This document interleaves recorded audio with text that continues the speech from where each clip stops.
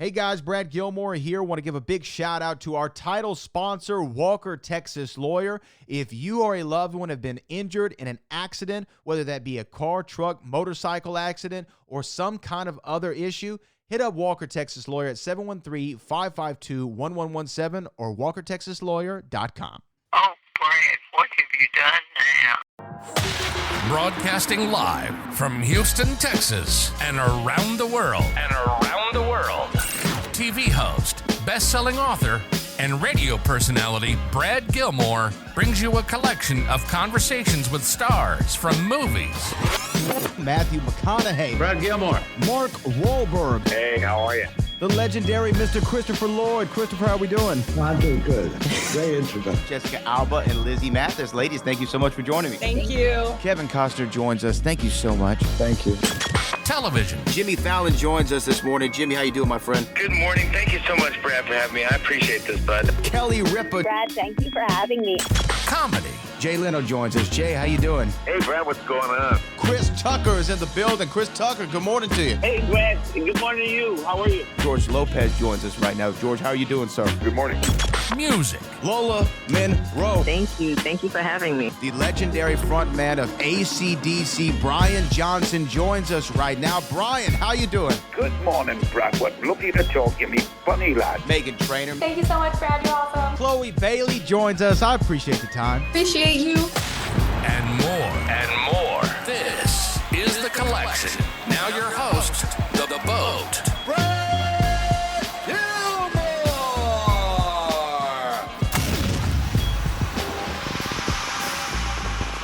All right, well, here we go. You know, they're returning on the road to celebrate 45th anniversary of the band and the 20th anniversary of their groundbreaking Carnival of Sins tour, and they're coming to the Cynthia Woods Mitchell Pavilion right here in Houston, Texas next year, and I have one of them with me right now, the iconic bassist of the iconic band Mötley Crüe, Nikki Sixx, joins us. Nikki, how you doing, sir? Hey, what's happening, man? Good to see you. You as well. Look, congratulations, man, on this tour, and I love that you're coming to Houston. I think that, you know, Mötley Crüe, for everything that y'all have gone through and everything that y'all have done musically, to still be going at a high level and touring the country just has to be the biggest gift of all. You know, you don't pay attention, and then one day you wake up and you're like, oh, wow, we've been together 10 years. And we did an album, Decade of Decadence. And then next thing you know, it was like the 20-year anniversary. And you're like, what? Like, how's this happening? It just like keeps, and now it's like 45th anniversary. And you get there by just, it's like walking. Like, you don't like go, well, I'm going to go for a 10-mile walk. And you think every step about the end, you just kind of just do it, you know, and we write songs, you know, we'll go and demo them up, and if we like them enough, we might record them. It's a different time too, because we don't necessarily believe that making full-length records is the best thing for fans, and it's not necessarily the best thing overall for everybody, whether it's a record company or anything. You're gonna get, back in the day, like with MTV on Girls, Girls, Girls album, you get like Wild Side pounded on rotation, and then Girls, Girls, Girls, and you're out touring and you had a whole album to support. But nowadays, you know, people are only gonna hear those two songs. They're not gonna hear the other 9 or 10 songs. So what we kind of do is like, wow, this is an amazing song. Let's go record it. Oh, let's release it.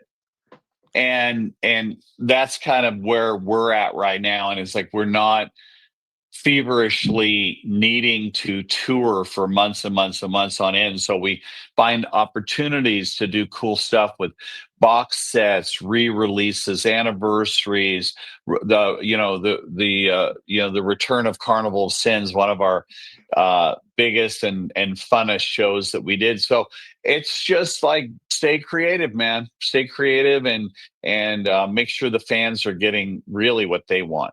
Well, and I know every time the crew comes out, y'all are going to give the people what they want. You know, it's what's so interesting too about Mötley Crüe is y'all become so generational.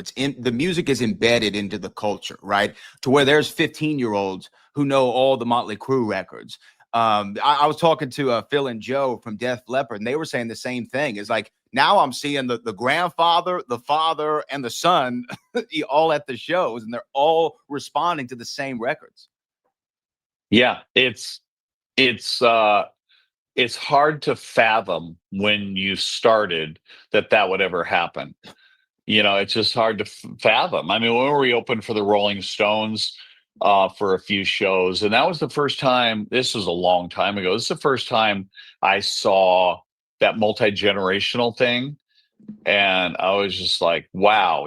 There's the grandfather, the dad, the son, or the daughter. So we're kind of in that world, and Aerosmith and Def Leppard and Guns N' Roses, and who thought?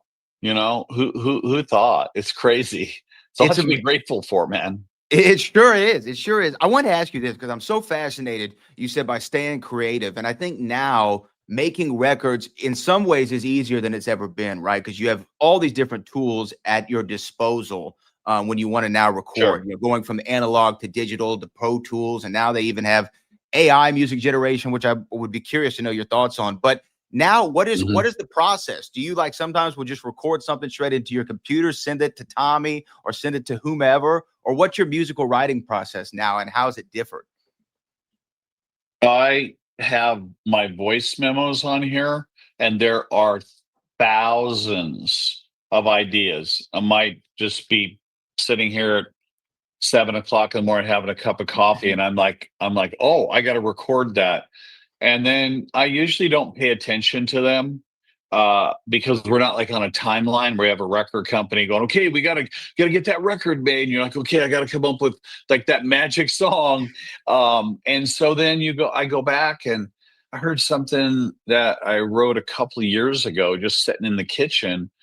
And my wife walked by and is like, wow, that's an amazing song. And it was just letting it come out. Now, Tommy has the full-blown studio. I don't really, that's not for me. I've had, studios and stuff. I like to just personally write a song, or then get together with another songwriter and write it, and then kind of rehearse it up. And then you get to the recording process. Some of my friends, they build in their beats and their sounds, and there's a lot of them don't even have to play guitar. You can play guitar on a keyboard, and it sounds just like, sounds just like, Eddie Van Halen, and I, for some reason, that just doesn't work for me. As a creative person, it seems to be I'm locked in a box. Yeah. But I look back to even way back, and I always had a cassette deck, and I've stacks of cassettes with little ideas, little ideas. And you're like, oh, that turned into City Boy Blues, which was on Theater of Pain album. That's how my process works. Oh man. Now let me ask you this. The records that the crowd's going to love when you go out there, especially with somebody with a catalog like Mötley Crüe does. The records that people are going to wait for. You hear it say stuff like Girls, Girls, Girls, or whatever the case may be. But what's the record that you have the most fun playing? Because it can sometimes differ from the audience's favorite record. You mean songs? Yeah. No, because not full album. Yeah, song. Yeah. We did go out and we did the Dr. Feelgood album from top to bottom. And that was an interesting experience because albums are made to be listened to, especially back then, listened to in its entirety. So all of a sudden, the last song on the album is a ballad, and that's the last song of the set. You're like, wow, that's a different kind of experience. We wanted to play them in order. I enjoy, all these songs. They're all my kids to me in one way or another.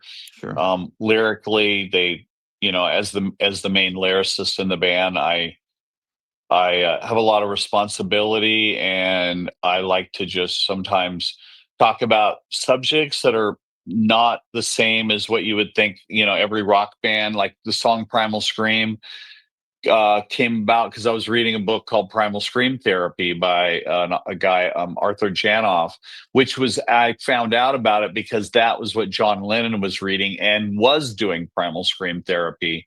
And that ended up being a song. And I was able to write about my mom and my dad and, this stuff. And then how you deal with disappointment is sometimes just screaming and shouting. And so when you put that all together, messaging wise to the listener and to the band, it's personal, but it's simplified with scream and shout.